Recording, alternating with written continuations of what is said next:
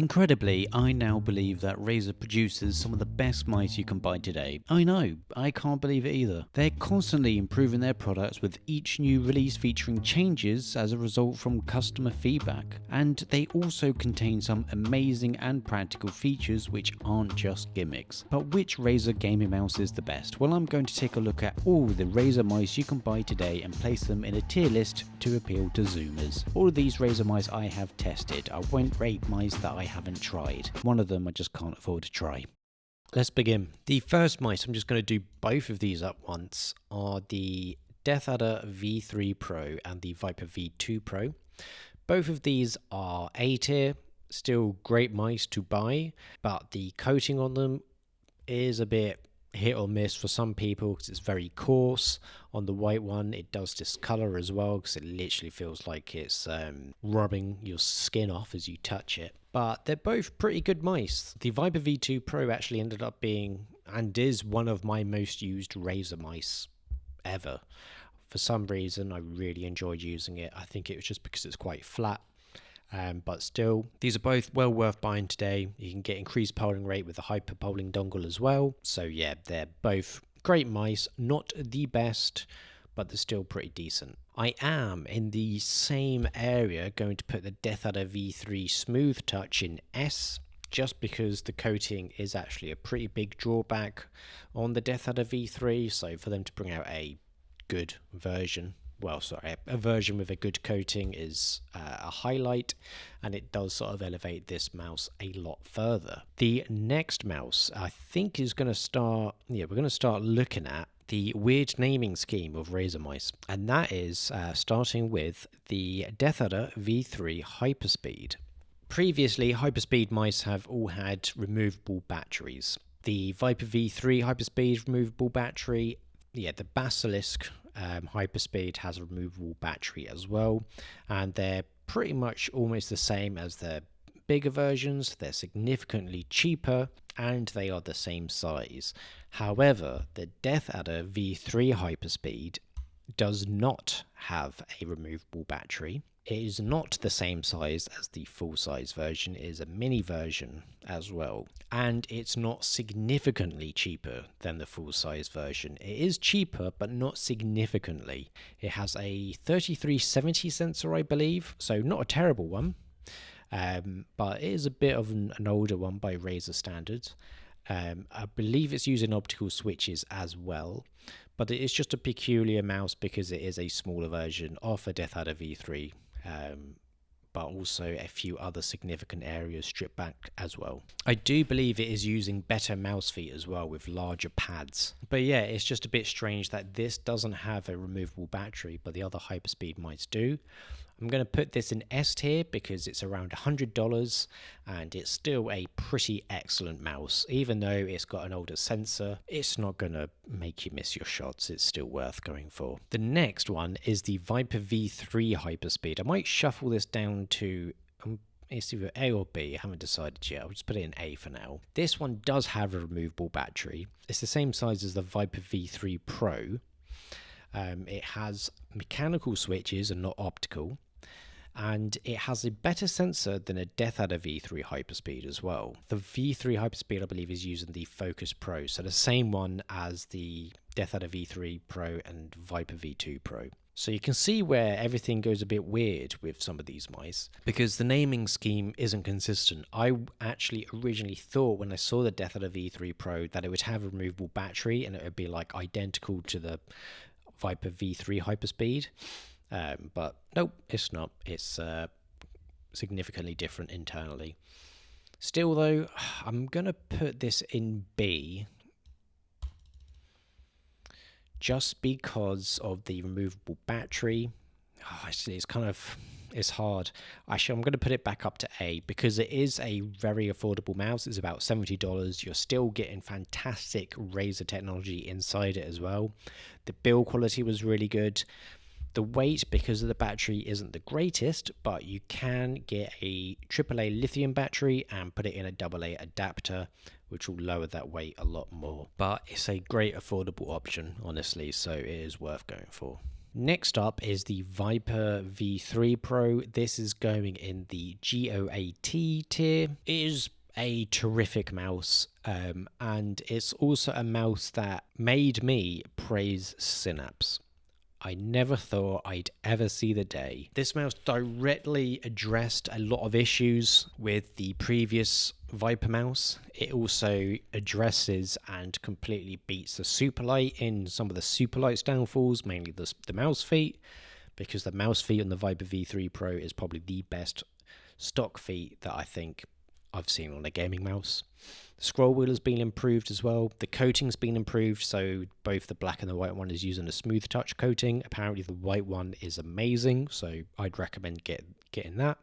And because it's less abrasive, it shouldn't discolor either. Coupled with that, it's got the new Focus Pro, was it 35K sensor? But what's a bonus is that with Synapse, I know, they've added some extra tech and they've implemented some extra features. So the polling rate that you set, you can actually have it separated between in-game and out-of-game. So if you want to play on a higher polling rate, it will be 4000 hertz when you're playing a game. When you're out of game, it can drop down to 1000 hertz. So it will save a lot of battery because you're not just running it full blast all the time, and you don't have to go into software to shuffle this about. It will do it itself.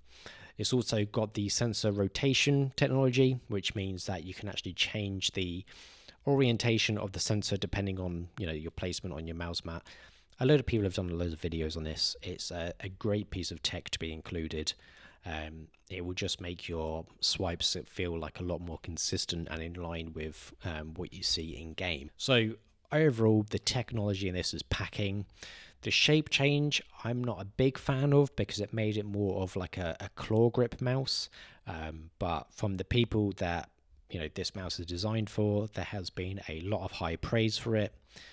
I think this is one of the best mice currently that you can buy. It is just fantastic, and I really do like the extra effort that has gone into the software to sort of make polling rates less impactful on battery life and provide a decent solution to that issue. There's a lot of mice that are very expensive, or flagship mice, premium mice, whatever you want to call them. This is the standard of what I think people should expect from a flagship mouse. Next is the DeathAdder V3 Wired. I think this is a brilliant mouse. I do believe that this mouse might be the reason behind the DeathAdder V3 HYPERSPEED, because it would be technically competing in the same price bracket, because I believe this is around $70. And this is basically the DeathAdder V3 Pro, but wired. So it's got a lighter weight with it as well because it doesn't need an internal battery. It does have the smooth touch coating as well, so that has been improved.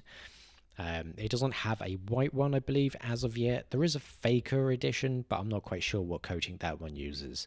This one just goes into S tier because it's lighter. It's a full-size DeathAdder V3 Pro, but with a cable, and it is cheaper, so it's an affordable option for people that can't spend $120 plus on a gaming mouse. But again, you are getting a really, really good mouse for that price. The next mouse is the Viper Mini. I might put this in C because I've had two of these mice and they've both had quality control issues. I mean, they are okay. I just think that they are below average. If it was an average mouse for the price that you're paying, it would be a B, but even for the cheap price that I got it for, I was less than impressed with the quality of it. So I'm sticking that in C. They did bring out an updated version, which is the COBRA wired. For some reason they changed the name. Again, that's in the COBRA Pro video if you want to watch that. This one I believe is somewhat similar to the Viper Mini internally, but it does have optical switches. When I tried this, it was a fully functioning version. The switches actually felt pretty okay. The COBRA wired is also rather lightweight as well, so it still hits all the notes, and to me I felt like it was a bit of a better version of the Viper Mini. Then we have the COBRA Pro.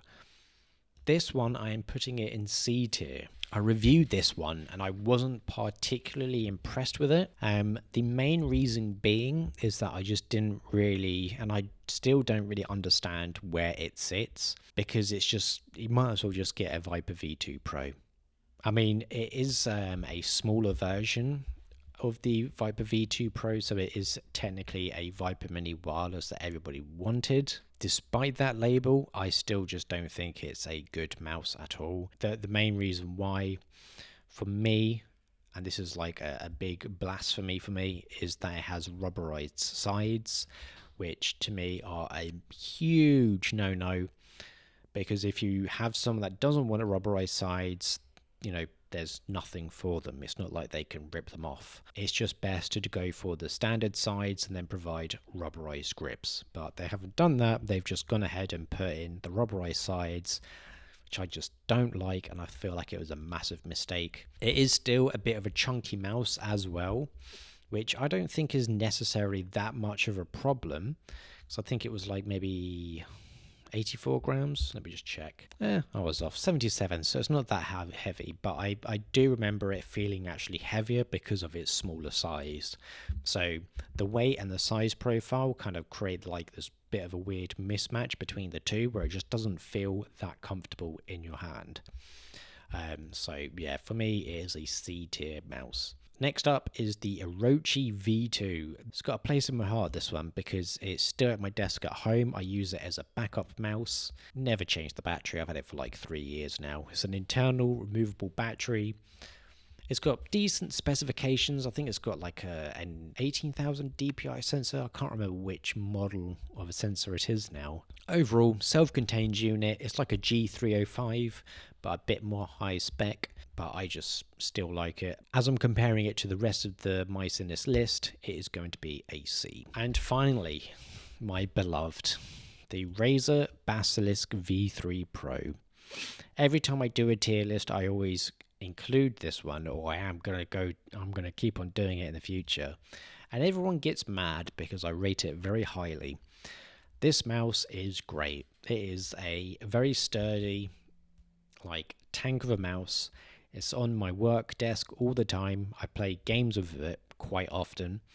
Not a whole lot, but when I'm at home, I use it for games like Path of Exiles. Mainly for games that require very little mouse movement, not high strain.